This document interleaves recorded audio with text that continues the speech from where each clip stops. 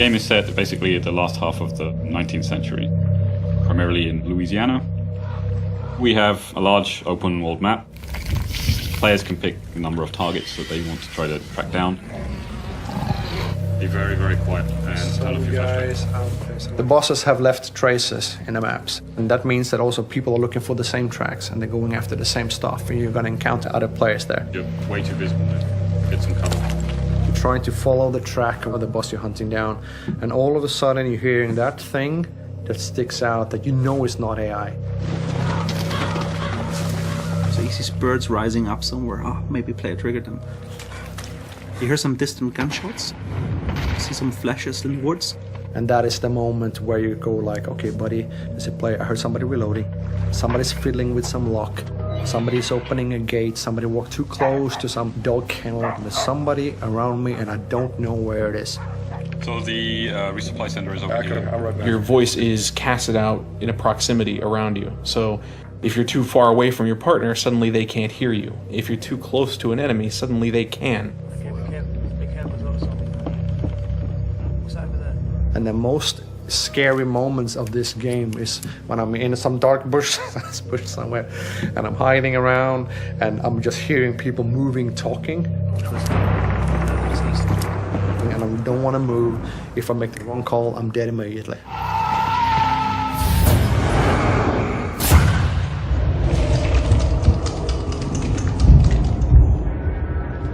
So you're actually at the boss. It's the boss fight. Alright then. The spider's gonna be in here. I saw him. Then you have the kill and the banishing phase. The banishing phase is a defensive mission. And it takes a little bit of time to open a portal to hell and send the boss back, which will send a signal to the whole map. Somebody is doing something over there. We call it the hunter becomes the hunted. Dogs spot. There's a guy coming in the southwest And the boss will leave a token, which you will take up. Now you need to get the fuck out of Dodge.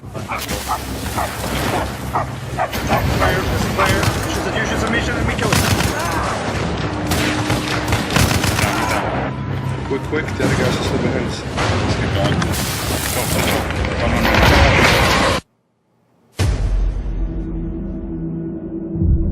Go. Egypt is divided.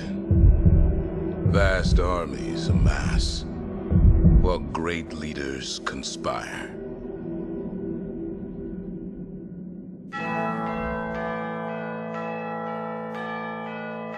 Ptolemy, the boy king, he wants the entire region kept under heel. If you ally with my system, I will kill every last Roman in Alexandria. But he is a puppet. We do not know who pulls the strings.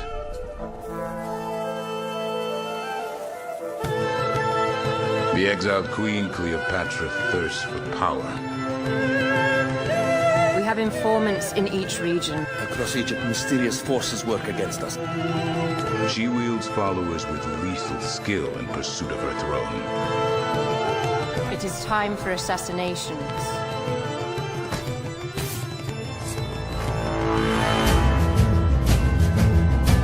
Caesar, the legendary tactician, with the might of Rome at his back. His true motives are unclear.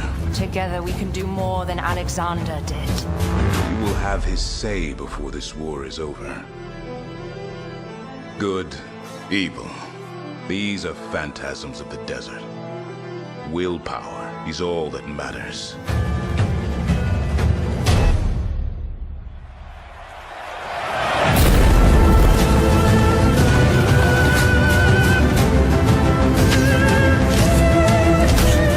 Not be a king, Bayek, but history follows you.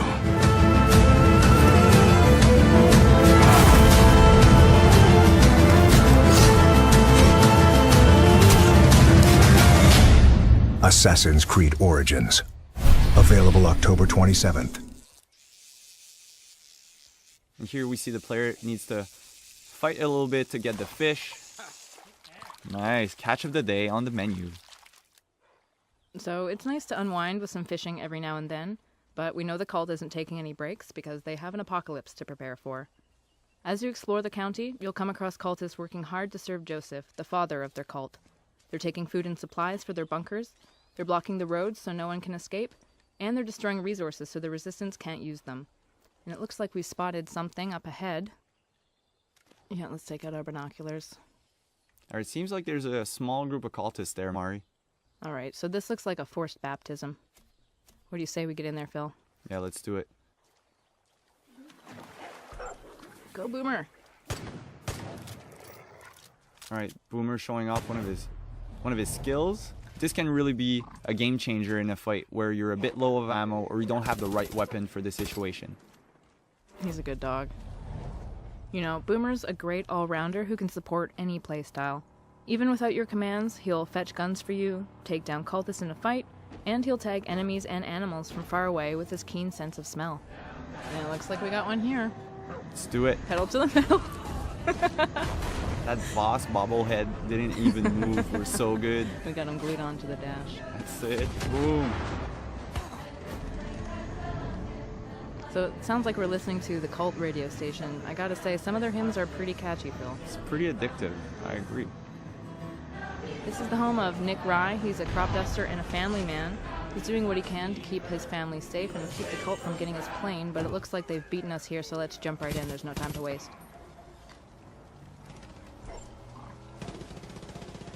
And let Boomer kind of create distractions for us to get behind cover and help Nick fight the cultists. In Far Cry 5, you'll need to improvise and choose from a vast arsenal of weapons and find elements in the environment to take down the enemy.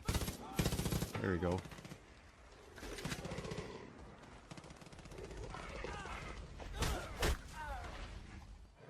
Boomer will stand his ground and defend you from predators, as there are a lot of moments for the player to hunt or be hunted. And we've built a deep ecosystem that represents Montana's wilderness. So, you know, we've seen ducks, a sturgeon, deer, and this is just a small sample of all of the wild animals that you'll encounter in Hope County. I think right now we are the predator. Yep, we got them on the run. They're smoking.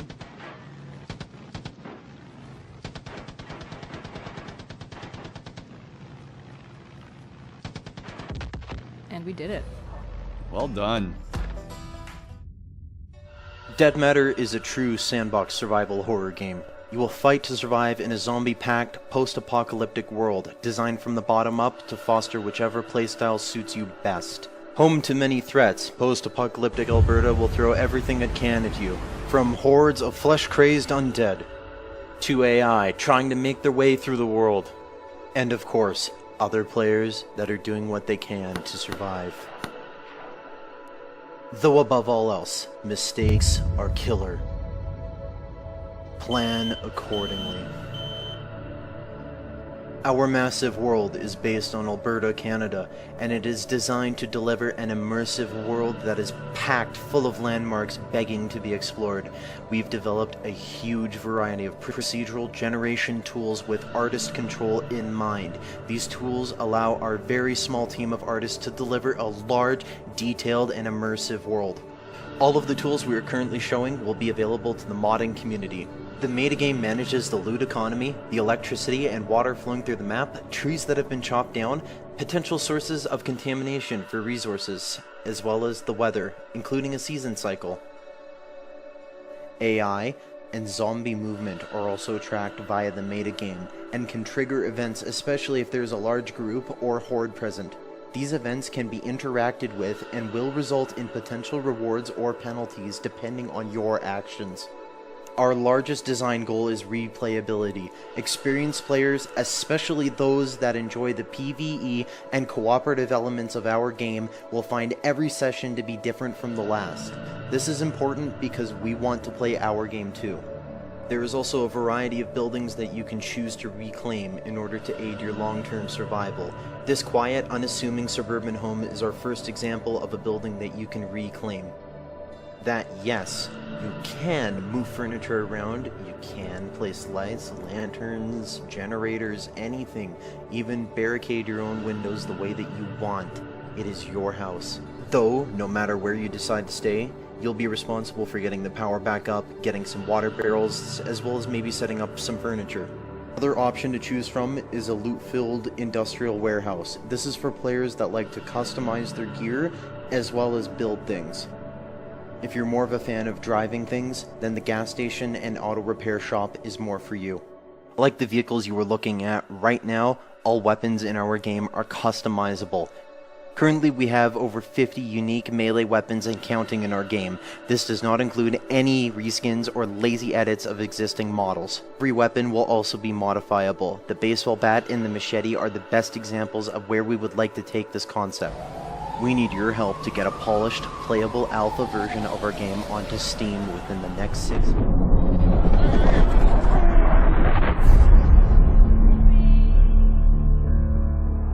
Henry! Get up now. There's work to be done. Wait, what's this? You've been at that sword play again, haven't you? What got into you, Hal? You and your friends threw dung at Deutsch's freshly whitewashed house. Deutsch was talking treason in the tavern about Sigismund and the king. Someone has to bring order and reunite the Empire! That's for Sigismund! Woohoo! What the fuck do you think you're doing? We're just doing what we have to do! Oh, sons! I'll make those smiles off your faces! Look me in the eye, Henry. If you want to convince someone that they're wrong, try using your mouth and not your fists. Henry, help us! Help us, son. Don't be a coward. If Sigismund attacks, they can't hold. We have to prepare for the worst. You spend all your days drinking and chasing wenches. What kind of fool are you, boy? You have courage, but you need training, arms, a horse. Please, take me into your service and give me the chance to learn these things. Put it all behind you. I never want to forget this. The time has come for those whore sons to pay for what they did to us. Move! Move! Sir! They're coming! There's no time! A higher level of awareness will give you some additional benefits, such as the ability to detect imminent dangers. It won't work 100% of the time, but when you get notified, be sure to react swiftly, or you may lose your life.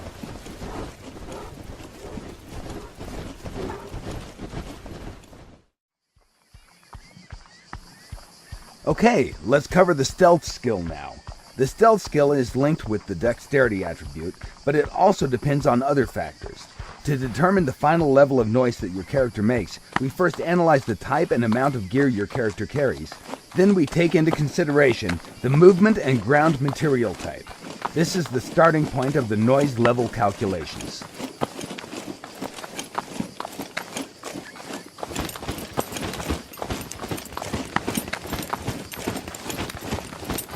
Next step is to factor in the overall weight of the character. Again, this system is fully dynamic, and it's linked directly with the character's metabolism. All things that influence body mass are taken into consideration, like fluid or food intake, for example. The larger the body, the more noise it will make. Don't you simply hate when you think that you're safely hidden far away in dense foliage just to realize that you stick out like a dog's balls? In Scum, our methods allow players to be equally competitive regardless of the graphical settings they use to play the game. The guy at camp is preparing some delicious beans. Let's call him Donald.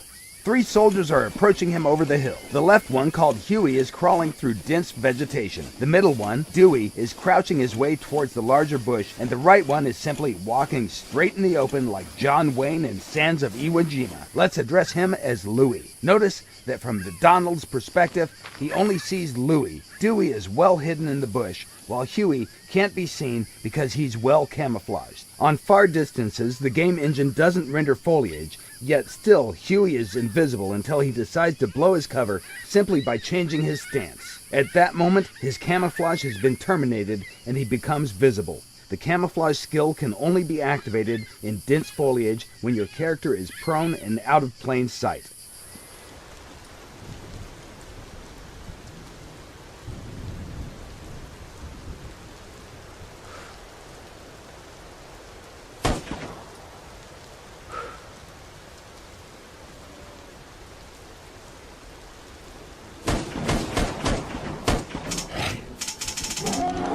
Extinction takes place in a lush, vibrant fantasy world, full of painterly textures and bright, rich colors. But this world has come under siege by an organized army of massive otherworldly invaders known as the Reveni, who have begun systematically eradicating humanity off the face of the planet. You play as Avil, one of the last of the Sentinels, a legendary group of warriors with the skills and tools necessary in order to take down these massive foes. The gameplay in Extinction emphasizes high-speed traversal around the environment.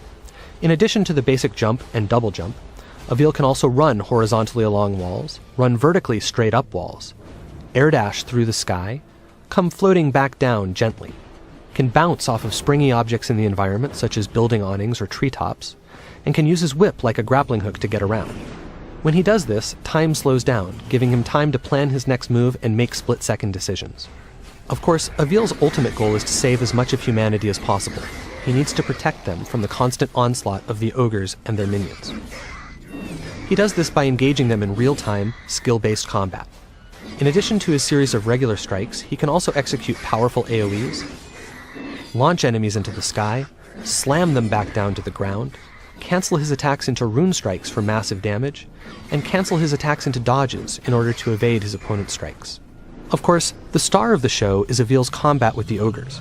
Now, with their minions defeated, it's time for Avil to take on their master, one of the enormous Reveni who has been rampaging through the countryside, obliterating everything in our fully destructible environments. The ogres themselves are fully dismemberable, but they wear armor in order to protect themselves. In order to take this beast down, Avil must first destroy that armor. This is done via a powerful charged-up rune strike. Once the armor is destroyed, Avil can then dismember the limb underneath.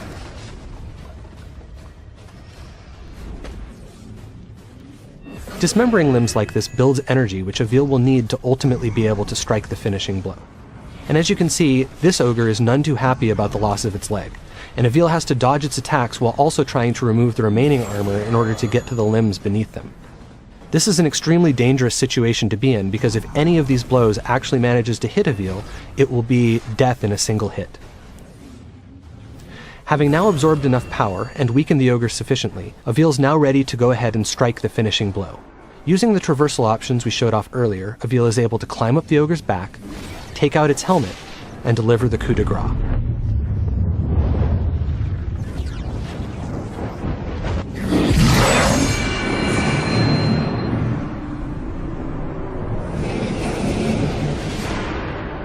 That was a relatively easy fight against a relatively basic opponent, but not all enemies are so simple. Depending on what armor, weapons, and abilities they have, each ogre presents its own unique challenges, and requires different strategies and tactics to take down. Your army's pulling out. Come on!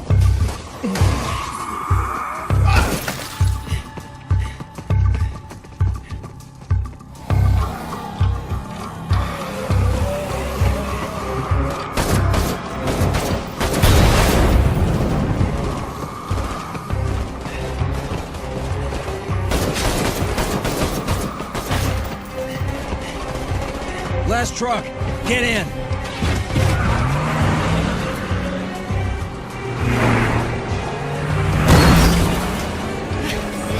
Want some of this? How about you?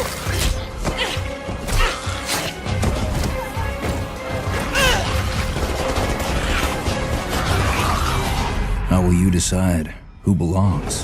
Thanks. I owe you.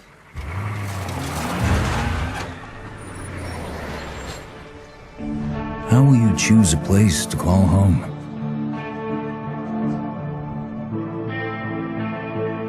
How will you build it?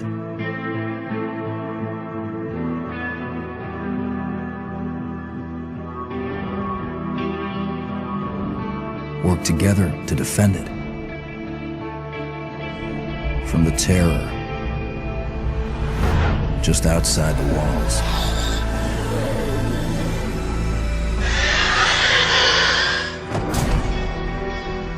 When you get hungry, cold, what risks will you take?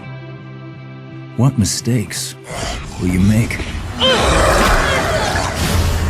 When the only family you've got is about to tear itself apart, will you end a life? Wait. Or save it? please. This is our only one, but we need everybody we've got.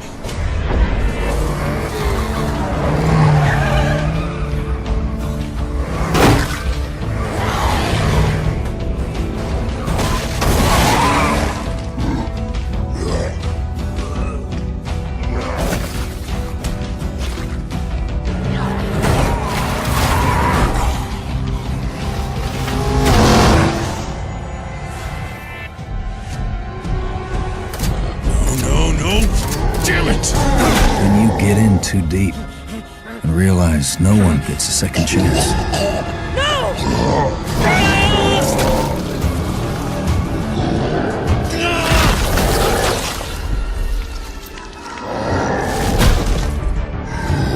How will you find the strength to carry on?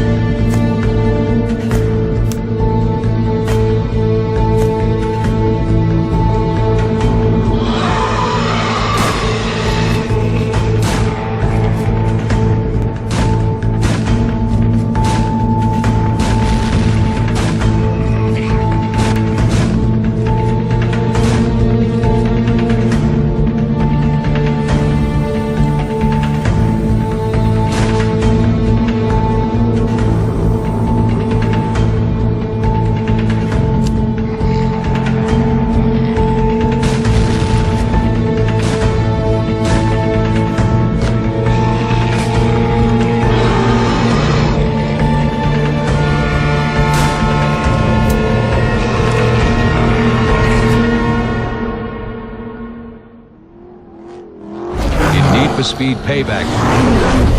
Customization is back and bigger than ever. With more variety than ever before, you're gonna need to unlock your inner master mechanic to take full advantage of Payback's offerings. You won't be limited to just body kits. This time around, every individual car part can be modified in order to craft your one-of-a-kind ride. Every race you win takes you one step closer to your dream car.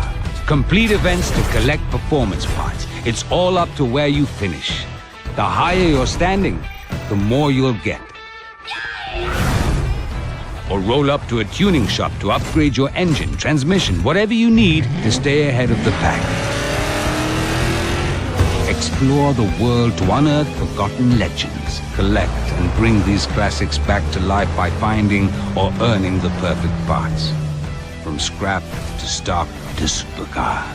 When it comes to any customization item, everything is achievable with time and skill.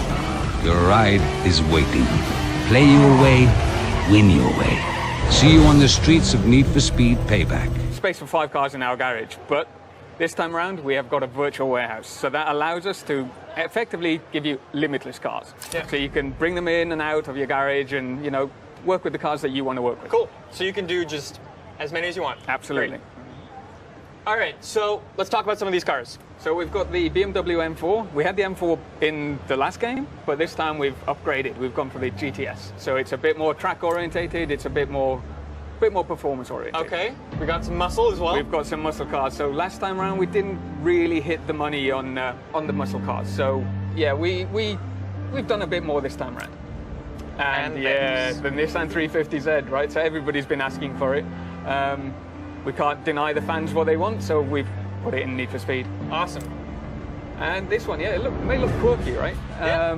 It seems a bit out of place in Need for Speed, but what we've done is we've built this feature called the Derelict that, again, Marcus touched upon it in the live show, but what the Derelict is a way for us to kind of let the player explore the open world that we've got.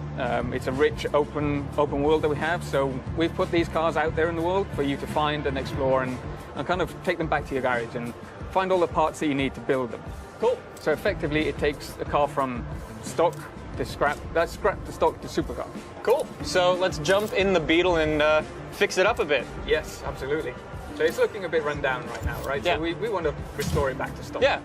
Now we should probably say as well, these derelicts, you don't need to restore them like this. You can upgrade them a little bit. I think we'll show that in a little bit. Absolutely. And you could leave it like this if you wanted to. Yeah, right? for sure. Not my particular style, but you know what I mean. It might be somebody's style. So yeah, you can see some more of the parts. They're looking pretty good. Absolutely. So we've tried to make sure that we've got parts in every interaction point that we have for this car. We want to make sure that we've got a rich experience wherever you go on the car. We've designed a lot of parts for this car as well because, you know, out there in reality, there's not that much that you can do to a Beetle, but this is Need for Speed, right? And we want to take it that extra step further. Of course, of course. So we can play around with this car. Let's talk about some of the brands that are also a Need for Speed Payback. Yeah, so we've not ditched any of the brands that we had previously. So we've come back and we've got your Rocket Bunnies, we've got your Liberty Walks, we've got your Voltex parts, you've got APR parts, we've got all these rims that you can see right now. So many rims. So we love that stuff. We want to bring that back to the people. Of course. So I think we've done a pretty good job of showing this off. Shall we show off the